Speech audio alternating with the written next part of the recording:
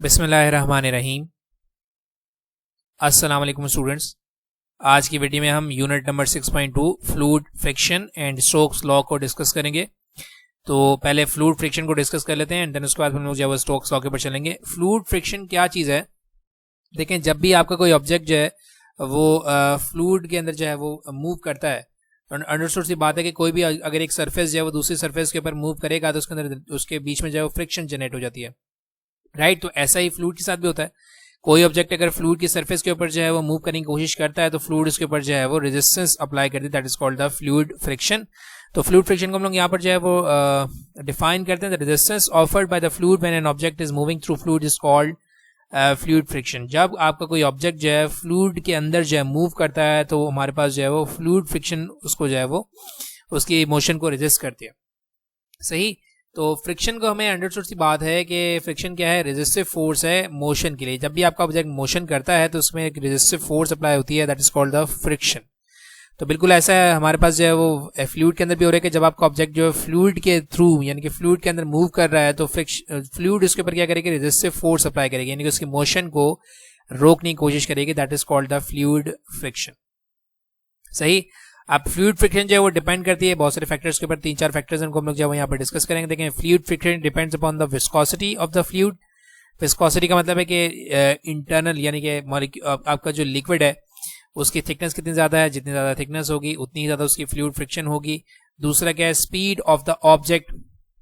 अब speed of the object के लिए आप एक छोटा सा जो है वो एनोलॉजी ले लें कि आप कार में जा रहे हैं तो आप जब विंडो से हाथ बाहर निकालेंगे तो अगर कार की स्पीड कम है तो आपको जो है वो ड्रैग फोर्स यानी कि फ्लूइड फ्रिक्शन कम लगेगी। लेकिन अगर कार की जो है वो स्पीड को बढ़ा दिया जाए तो आपको ऐसा फील होगा कि आपकी जो फ्लूइड फ्रिक्शन है, जो ड्रैग फोर्स है फ्रिक्शन की, वो ज़्यादा हो चुकी है। तो ये हमारे पास जो है दूसरा फैक्टर है, that speed of the object पर भी डिपेंड करती है हमारे पास फ्लूइड फ्रिक्शन। और तीसरी भी हमारे पास एक चीज़ है, that is called the object का हमारे पास साइज एंड शेप, जिसको हम लोग आगे जाके डिस्कस करेंगे। तो फिलहाल हम लोग यहाँ पर करेंगे fluid friction depends on the viscosity of the fluid, यानी कि जितना थिकनेस ज़्यादा होगी उतनी ज़्यादा आपके पास जो फ्लूइड फ्रिक्शन होगी। दूसरा क्या है? Speed of the object with which it is moving in the fluid. और दूसरी चीज़ क्या है कि ऑब्जेक्ट की जो स्पीड है वो कितनी ज़्यादा है जिससे वो फ्लूइड के अंदर मूव कर रहा है। स्पीड ज़्यादा होगी तो फ्रिक्शन ज़्यादा होगी, स्पीड कम होगी तो फ्रिक्शन भी कम हो जाएगी। तो देखिए, ये बेसिकली हमारे पास है कि फ्लूइड की मोशन है टुवर्ड्स राइट डायरेक्शन में अगर है तो हमारे पास फ्लूइड की जो फ्रिक्शन होगी कहाँ होगी? बैकवर्ड डायरेक्शन होगी। तो अंडरस्टूड सी बात है कि जब भी दो ऑब्जेक्ट इन कांटेक्ट आते हैं तो उनके दरमियान फोर्स ऑफ फ्रिक्शन जनरेट हो जाती है जो कि हमेशा अपोज करती है मोशन को। तो ये इसी तरीके से हमारे पास जो है फ्लूइड फ्रिक्शन भी है कि अगर आपका ऑब्जेक्ट जो फ्लूइड की सरफेस के ऊपर मूव करने की कोशिश करेगा तो फ्लूइड जो है उसकी मोशन को रेजिस्ट करेगी, that is called the fluid friction, सही। तो आगे चलते हैं। नेक्स्ट हमारे पास क्या है? Drag force.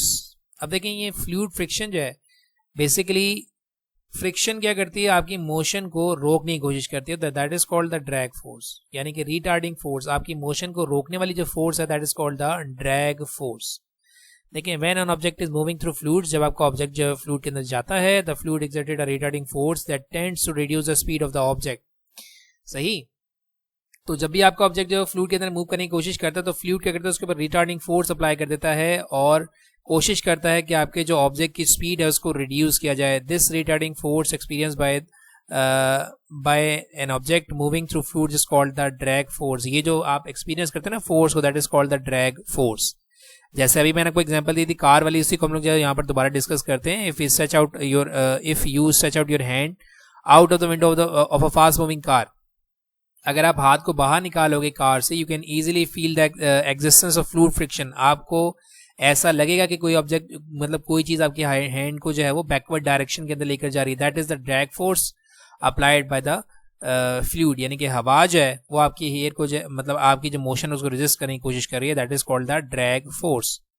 And the drag force that fluid exert on your hands moving through it, यानी कि आप जो है वो एक फील करेंगे कि कोई ना कोई ऐसी फोर्स है जो कि आपकी हैंड को यानी कि आपकी मोशन रही है फॉरवर्ड डायरेक्शन में, तो फ्लूइड जो है वो कोशिश करेगी कि आपका हैंड जो कहाँ जाए? बैकवर्ड डायरेक्शन, यानी कि आपकी मोशन को रेजिस्ट करने की कोशिश करेगी। तो ये जो फ्लूइड की जो फोर्स रेजिस्टेंस फोर्स है that is called the drag force. अब ड्रैग फोर्स है कुछ फैक्टर्स के ऊपर डिपेंडेंट है, उन फैक्टर्स को हम लोग जो है वो डिस्कस करेंगे। देखें, डिपेंडेंस हमारे पास कौन कौन सी ड्रैग फोर्स की? Drag force depends upon the size and shape of the object. देखें, साइज तो अगर मेरे पास कॉन्टैक्ट एरिया जो है, दो ऑब्जेक्ट्स के दरमियान कॉन्टैक्ट एरिया कम होता है तो हमारे पास फ्रिक्शन कम होगी। जैसे हम लोगों ने पढ़ रखा है कि हमारे पास जो है वो रोलिंग फ्रिक्शन स्लाइडिंग फ्रिक्शन से कम होती है। क्यों? क्योंकि रोलिंग ऑब्जेक्ट जो है उसका कॉन्टैक्ट एरिया सरफेस के साथ बहुत कम होता है, जबकि स्लाइडिंग का जो है वो सरफेस एरिया ज्यादा होगा, तो वहां पर फ्रिक्शन ज्यादा होगी। सिमिलरली इसी तरीके से एक ऑब्जेक्ट का साइज बड़ा है और वो जो है वो मूव कर रहा है फ्लूइड्स में, तो फ्लूइड्स उसके ऊपर जो है वो ज्यादा फ्रिक्शन अप्लाई करेगा, क्योंकि ज्यादा एरिया जो है वो कॉन्टैक्ट में होगा फ्लूइड के साथ। दूसरा क्या है, शेप ऑफ द ऑब्जेक्ट। आप जो है वो ऐसा आपने जो है कॉन्सेप्चुअल क्वेश्चंस के अंदर भी जो है वो आंसर करने हैं कि आप जो है वो कार को या जो एयरप्लेन है उसको स्ट्रीमलाइन क्यों बनाते हैं। स्ट्रीमलाइन हम ऑब्जेक्ट को इसलिए बनाते हैं ताकि हमें जो है वो कम से कम एयर रेजिस्टेंस को फेस करना पड़े, यानी कि हम एक ऐसी शेप बनाते हैं। स्ट्रीमलाइन शेप का मतलब ये कि ऐसी शेप बनाई जाए कि हम हमारे जो है वो ज़्यादा से ज़्यादा हम जो है वो एयर फ्रिक्शन को निगलेक्ट करवा दें, यानी कि एयर फ्रिक्शन को डिफ्लेक्ट करवा सकें। सही, क्योंकि अगर हमारे पास जो है वो शेप जो है वो स्ट्रेट होगी तो हमारे पास बहुत ज़्यादा एयर फ्रिक्शन को हमें जो है फेस करना पड़ेगा, जिसकी वजह से हमारी मोशन जो है वो कम हो जाएगी। सो ये दो फैक्टर्स बड़े इंपॉर्टेंट हैं। साइज यानी कि साइज का मतलब है कॉन्टैक्ट एरिया, और शेप का मतलब ये है कि आपने स्ट्रीमलाइन शेप रखनी है फास्ट मूविंग ऑब्जेक्ट्स के लिए, ताकि आप जो है वो कम से कम एयर रेजिस्टेंस को फेस कर सकें। दूसरा क्या है, nature of liquid, that is basically the resistance offered by the liquid, viscosity. अब देखें, आप एक स्फेरिकल ऑब्जेक्ट को, लेट करें कि मेरे पास एक जो है वो हार्ड बॉल है, हार्ड बॉल को आप जो है वो वाटर के अंदर मूव करवा रहे हैं, और उसी हार्ड बॉल को आप जो है वो हनी के अंदर मूव करवा रहे हैं, तो बेसिकली वाटर के अंदर बॉल जो है वो जल्दी नीचे चली जाएगी, जबकि हनी के लिए जो है वो बॉल जो है वो ज़्यादा टाइम लगाएगी because of the high viscosity, right. क्योंकि हनी की विस्कोसिटी ज़्यादा है, थिकनेस ज़्यादा है, रेजिस्टेंस फोर्सेस ज़्यादा है, दैट्स वाई आपका जो ऑब्जेक्ट है वो उसकी सरफेस से डाउनवर्ड यानी कि मोशन करने के लिए ज़्यादा जो है वो टाइम लगाएगा। That is called the viscosity, यानी कि आपकी जो ड्रैग फोर्स है वो दूसरा फैक्टर कौन सा है उसका, नेचर ऑफ द फ्लूइड।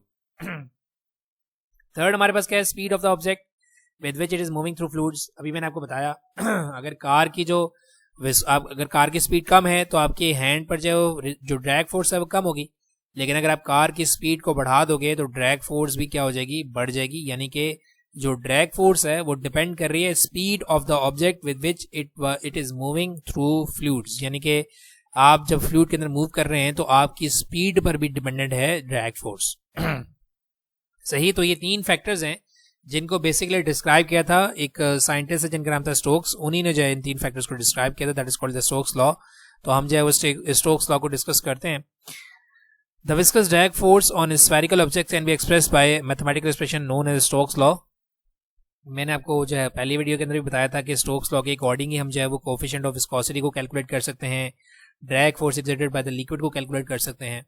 सही, तो ये स्टोक्स लॉ जो एक मैथमेटिकल एक्सप्रेशन है ड्रैग फोर्स के लिए कि अगर आपने जो है किसी भी फ्लूइड की जो है वो ड्रैग फोर्स कैलकुलेट करनी है तो आप जो है वो स्टोक्स लॉ के अकॉर्डिंग कर सकते हैं, या किसी भी फ्लूइड की अगर आपने viscosity coefficient of viscosity calculate करनी है उसको भी आप जो है स्टोक्स लॉ से कैलकुलेट कर सकते हैं। According to Stokes law the drag force Fd depends upon the radius, यानी कि रेडियस का मतलब है साइज, राइट। रेडियस जितना बड़ा होगा उतना ज्यादा आपके पास जो साइज ज्यादा होगा। And velocity of the spherical object, दूसरा भी हम लोग फैक्टर पढ़ चुके हैं, देखें साइज भी हम लोग पढ़ चुके हैं, और दूसरा हमारे पास क्या है, स्पीड को भी हम लोग पढ़ चुके हैं। Object and coefficient of viscosity, that is the resistive force applied by the liquid of the medium through which the spherical object is moving। ये भी वही उन्हीं तीनों फैक्टर्स के बारे में बात करा जो हम लोग ऑलरेडी डिस्कस करके आ चुके हैं। तो इसने कहा था जी ड्रैग फोर्स आपके पास जाए, drag force is directly proportional to viscosity, radius that means the size, and speed. सही, तो ये इन तीनों फैक्टर्स पर डिपेंडेंट है। अब according to the laws of physics direct proportion के साइन के बाद हमारे पास जो है वो कांस्टेंट आ जाता है, where a is constant of proportionality and it's experimentally determined value 6 pi. तो ये ए की जगह क्या आ जाएगा, 6 पाई आ जाएगा। ईटा हमारे पास क्या विस्कोसिटी है, आर हमारे पास क्या है रेडियस है यानी कि साइज है, और वी हमारे पास क्या स्पीड ऑफ द ऑब्जेक्ट है। This equation is called the Stokes law. सही, ये हमारे पास है unit number 6.2 fluid friction and Stokes law. Next video में इंशाल्लाह हम लोग जो है वो टर्मिनल वेलोसिटी के बारे में डिस्कशन करेंगे। टर्मिनल वेलोसिटी को भी बेसिकली हम लोग जो है वो स्टोक्स लॉ के अकॉर्डिंग ही कैलकुलेट करेंगे। स्टोक्स लॉ हमारे पास है इंपॉर्टेंट चीज़, क्योंकि स्टोक्स लॉ ही बेसिकली उन फैक्टर्स के बारे में बात कर रहा है कि जिसके ऊपर जो है फ्लूइड फ्रिक्शन यानी कि ड्रैग फोर्स डिपेंड करती है। सही। तो उम्मीद है इंशाल्लाह आपको जो है ये टॉपिक समझ आ गया होगा। अगर कोई प्रॉब्लम होती है, कुछ चीज़ समझ नहीं आई तो आप क्वेश्चन कर सकते हैं, इंशाल्लाह मैं इसका आंसर करने की कोशिश करूँगा। सही। Thank you very much and अल्लाह हाफिज़।